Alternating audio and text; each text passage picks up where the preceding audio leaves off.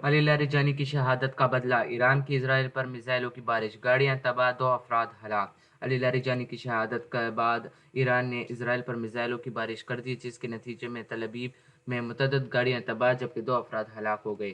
ایران پاسداران انقلاب نے ایک بیان میں واضح کیا کہ آپریشن مادہ صادق 4 کے تحت اسرائیل کے خلاف حملوں کی 86ویں لہر کا آغاز کر دیا گیا ہے۔ بیان کے مطابق اسرائیل دارالحکومت تل ابیب پر خرمشہر، 4 قدر عماد اور خیبر شکن میزائل داغے اور 100 سے زائد فوجی اور سیکورٹی اہداف کو کامیابی سے نشانہ بنایا۔ ادھر ایرانی سرکاری ٹی وی کے مطابق سیکورٹی چیف علی لاریجانی کے قتل کے جواب میں ایران نے تل ابیب کو کلسٹر وار ہیڈ والے میزائلوں سے نشانہ بنایا۔ خیبر ایجنسی نے رپورٹ کیا کہ تل ابیب پر ایرانی حملوں میں متعدد گاڑیاں تباہ ہو گئی جبکہ کئی مقامات پر آگ بھڑک اٹھی، عمارتوں کو بھی شدید نقصان پہنچا۔ حملوں میں 2 افراد ہلاک ہو گئے۔ یاد رہے کہ ایران کی قومی سلامتی کونسل کے سیکریٹری علی لاریجانی امریکہ اور اسرائیل کے حملوں میں شہید ہو گئے۔ ایرانی میڈیا کے مطابق امریکہ اور اسرائیل کے حملوں میں علی لاریجانی کے بیٹے مرتضیٰ بھی شہید ہو گئے۔